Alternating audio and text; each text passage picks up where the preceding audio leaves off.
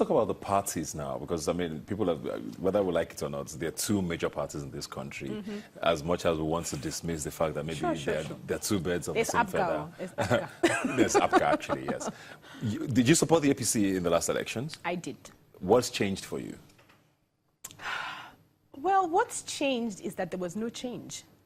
Like, I was actually really expecting, you know, a change in the way government is run. I really did believe in the restructuring slogan of the APC at that time, because I am one of the people who, while restructuring is restructure is a very emotionally laden word in Nigeria, which many people seem to want to interpret as a call to break up. It's not. Many people who use restructuring are just saying, look, our governance structures are designed to make it impossible for us to move, and let's change that. So I believed in that, and that didn't happen. I also believe that, you know, this was a government that was going to be run by a man who spent 12 years wanting to be president. So I thought he had a plan. I thought he had a plan. And he, from within like 6 months to name ministers who you could have closed your eyes and picked out, you know, just doing eeny, meeny, miny, mo, because they're the people around you. Come on. It showed that the man who was president at that time, or who is president now, really had no ambition other than just to be. Just wanted to be the president. Yeah. And so for me, that's enough. It's just those two things is enough. But there's some people who have said, and I've seen even on Twitter, that you become this person because you expected to be appointed for certain roles. Oh, really? And you didn't get that, and that is why you have now become anti-APC. Is that true? Well, you know, who has ever said their mom's soup is not sweet? I'm not aware of any Nigerian that goes and says, oh, I'm a bad person. You know, Nigeria is a country where we all wax lyrical, we're all very good people, but see the state our country is in. So the truth, I cannot really defend myself. I'll just say, I believe that I'm true to my principles. Yeah. That's all I can say. And I believe that my country is more important than any individual and any one party. And as a mother, I am not happy with the way my country is going, and I think I have a right to talk about that.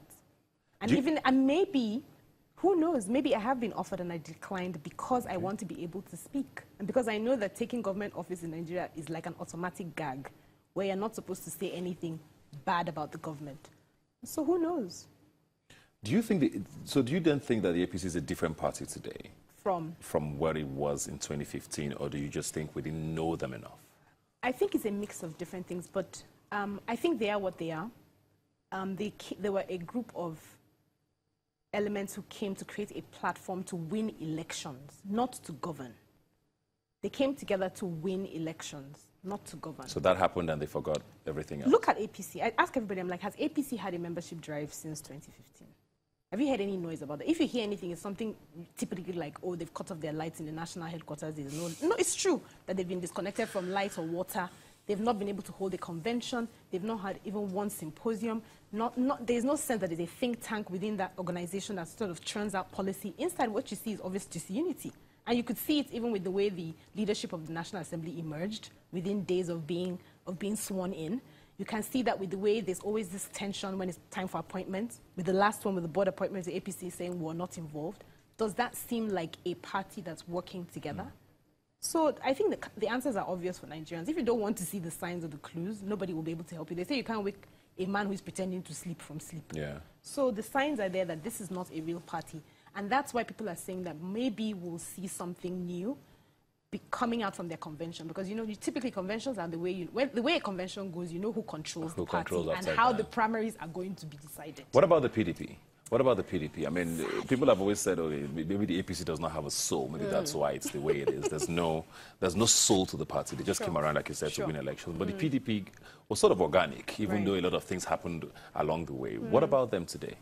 I honestly would be, my assessment of them will only be a little less, you know, flattering than what I've just said for APC. I don't think PDP2 is a party. And we can see, I thought, honestly, and I was really looking forward to a PDP that would emerge from the loss in 2015 into a powerful party that would, you know, sort of understand its role as opposition. What we saw instead of they spent almost 2 years fighting. There were two factions between Sharif and McCarthy. Then we had this charade of a convention where, you know, people were walking out, where we know for sure that it wasn't transparent. So I would ask again, what has changed? You couldn't even change the faces of your National Working Committee.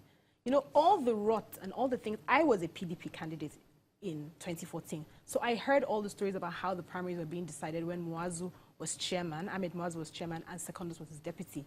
Even after the elections and everything, I remember there was all this scandal about how billions of naira that was raised by PDP from forms, from people's forms, had disappeared, had been mismanaged, and yet Secondus is still the national chairman, and I'm supposed to believe that PDP has changed? Interesting. Looks like 2019 will be very, one to watch. Let's talk about the red card movement now. Sure. What is that? Well, I'm not formally part of it, Yes. but from Twitter, Yes. the red card movement is putting, because again, the reason why I like the red card movement is this, there's a realization that yes, it's unlikely that we can do much without APC and PDP. So it's a way of putting both parties on notice, which is why I think that the saying is, if you don't give us better candidates, then we're red carding you. So it's giving both parties an opportunity to change track and make sure that their candidates will actually reflect the aspirations of Nigeria. Yeah. So that's saying, look, and it's also telling Nigerians that, well, maybe when we see what APC and PDP give us after the primaries, so by October 7th we'll know, we should be considering the other parties. There's COA, there's APGA, you know, there's all sorts of forces coming up. Yeah. I get the sense that many of these forces will be able to influence one or two of the parties, including the PDP and the APC. All right, before we quickly go on, let's talk about your book very quickly. Sure. Love Does Not Win Elections. You wrote this after you ran for office and realized that you had too much love and not enough. I don't know. No, but it was, yeah, that, you know, it's not whether the people like you. Yes. It's not whether you like the people I want to serve. You know, I remember the famous weeping of Buhari, you know, and at that time I felt I could understand his pain. You feel like you have a lot to give. We didn't know he didn't have much. But you feel like you have a lot to give, but you don't have the opportunity to give it. Listen, that's not what wins elections. What wins elections is owning the party, the structures of the party. Again, it comes down to this Chike Madueke and the fact that primaries didn't hold in Anambra Senatorial District. The party just decided, oh, we're going to give Uche Kwenife take. That's not how a party is run. Yeah. And that's where an Uche or whoever who's picked that way doesn't feel they owe the people anything.